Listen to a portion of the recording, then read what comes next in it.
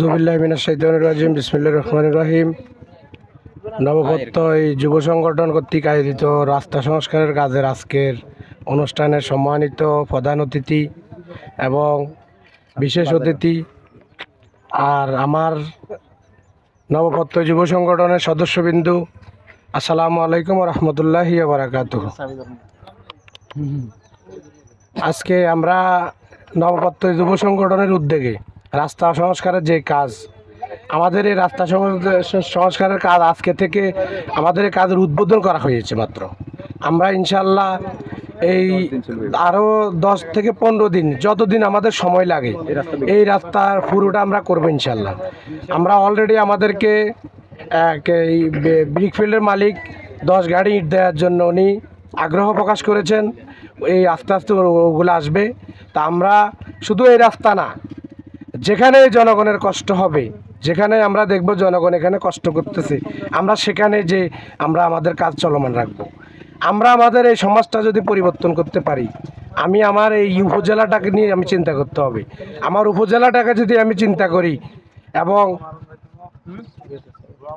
এখান থেকে অন্য অন্য যুবক যারা আছে তারা তাদের উপজেলাটাকে চিন্তা করবে। এই উপজেলা থেকে শুরু করে ওয়ার্ড থেকে শুরু করে ইউনিয়ন থেকে শুরু করে যে উপজেলা থেকে শুরু করে রাষ্ট্র, ইনশাল্লাহ আমরা যে বাংলাদেশ স্বপ্ন দেখি, যুবকদের নেতৃত্বে, ছাত্রদের নেতৃত্বে যে বাংলাদেশ স্বপ্ন দেখছি, যে স্বপ্ন দেখে আমরা এই দেশটাকে 17টা বছরের জালিম সরকার থেকে মুক্ত করেছি, ইনশাল্লাহ আমরা সেই রাষ্ট্র করতে পারবো বলে আমি বিশ্বাস করি। আজকে আপনাদেরকে দেখে সেরকমই কিন্তু মনে হচ্ছে। তো আমরা আমাদের কাজ তো আমরা করেছি, বিগত দিনও করেছি, আমরা বৃক্ষরোপণ করেছি, আমরা কৃষি উন্নয়নের অগ্রণী ভূমিকা পালন করেছি। আমরা কৃষকদের মাঝে গত বছর কিন্তু আমরা সার, বীজ এগুলো বিতরণ করেছি। এটা ক্রমান্বয়ে আমরা আরও বাড়বে, কারণ আমরা এই যে দেশ স্বাধীন করেছি, অর্থনীতির যদি যোগান আমরা দিতে না পারি তাহলে কিন্তু এই স্বাধীনতার কোনো মূল্য আমাদের আর থাকবে না। তা আমরা অর্থনৈতিকভাবে আমরা দেশটাকে স্বাবলম্বী করে তুলব ইনশাল্লাহ।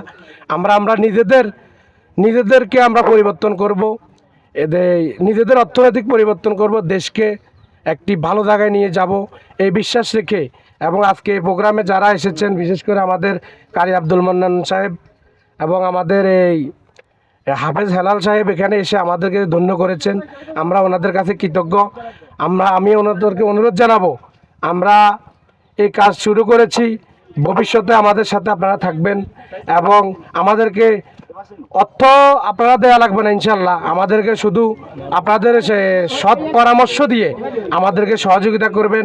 আমরা ইনশাল্লাহ এই সমাজটাকে, এই ইউনিয়ন, এই উপজেলা পরিষদকে আমরা একটি মডেল উপজেলাতে পরিণত করবো ইনশাল্লাহ।